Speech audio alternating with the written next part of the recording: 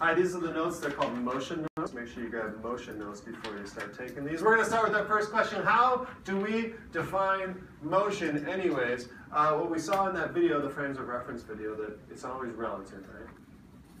So motion is going to be when an object's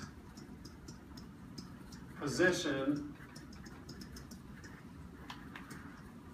compared to something else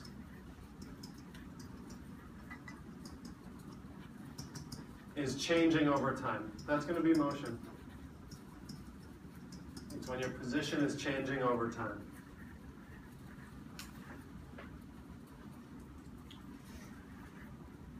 Awesome.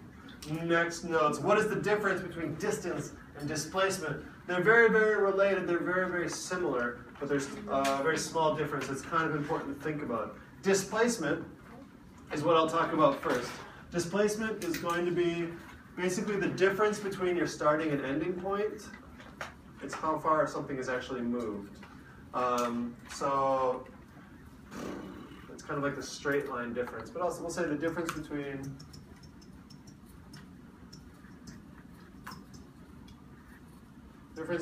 a starting and ending point. You'll notice I'm doing displacement first. We'll come back to distance. Difference between starting and ending point. The distance then is going to include your whole travel path. Distance is, I would say it includes the travel path, comma, how far something goes.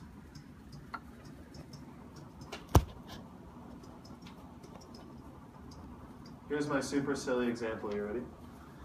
I'm going to make a starting time and an ending time, and we'll compare the distance and the displacement. Are you ready? 3, 2, 1, go. Done. Did I displace myself? Yes. Did I change start to end? Yes. No, I'm in the same spot, right? Oh, wait. Yeah. Did I have a distance that I traveled? Yes. Yeah, I went in a big circle. But my displacement, did I actually displace myself overall? No. No. That's the difference here. Displacement is the difference between my starting and my ending point, and there's no difference there. Okay, when is something considered to be in motion? It's in motion when it's, well, we kind of answered that, right? When its position compared to something else is changing. The answer's up there. Let's not take an extra note. What is speed? Speed is how much distance you are covering in an amount of time.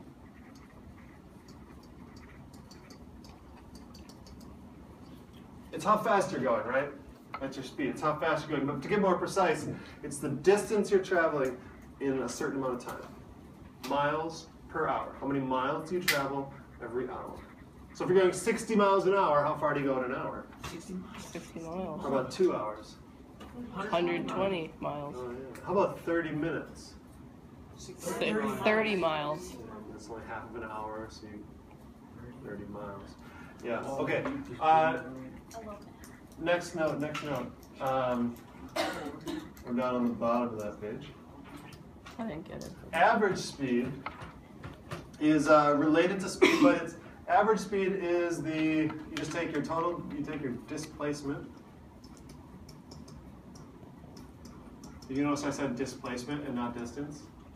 And you divide that by the time it took.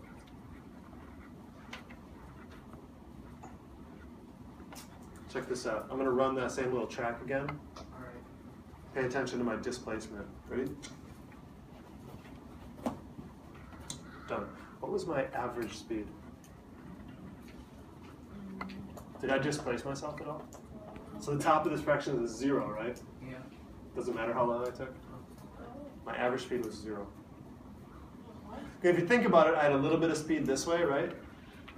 And that would have been canceled out when I came back around by the little bit of speed this way. So every motion on that path was averaged out by every other motion, and I got an average speed of 0. So I didn't actually go anywhere. Kind of fun. Okay, velocity. Let's talk about velocity real quick. Speed is how fast you're going, right? It's how much time, distance you're traveling in an amount of time. Velocity, it's like speed, but it includes direction. But it includes direction. Here's a for instance. Can you go to negative 20 miles per hour for a speed? No, that's like weird, right? I don't know, when you're like traveling inside yourself, it's weird. But if it's a velocity, you can. Check this out. I'm going to walk. This is about a 3-mile-an-hour walk. You catching me, JJ? I'm walking all around. This is like a 3-mile-an-hour walk. It's like kind of like an average pace. Right now, I'm going 3 miles an hour west. Here, I'm going 3 miles an hour south.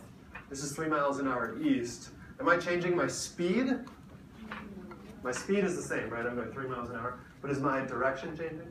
Yes. So that is a change in velocity. My velocity is changing because I'm going a different direction. Here's 3 miles an hour. What's this? East. Here's 3 miles an hour north.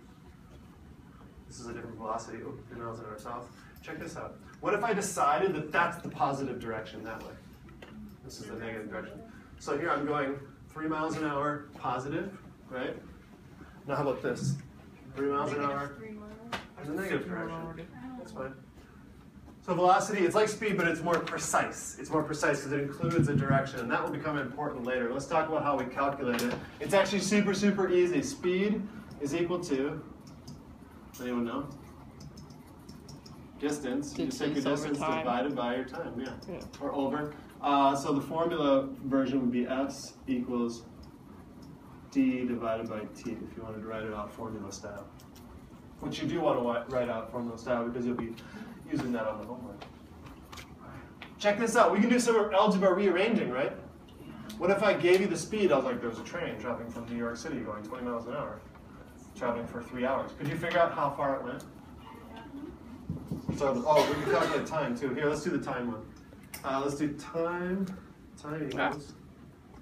Let's rearrange. What does time equal? Distance divided by speed? Sure.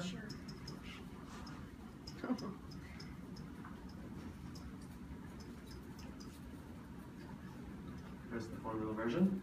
And the final one, you can calculate distance very easily. Distance equals speed times time. Yeah, that one's the easiest one. Perfect.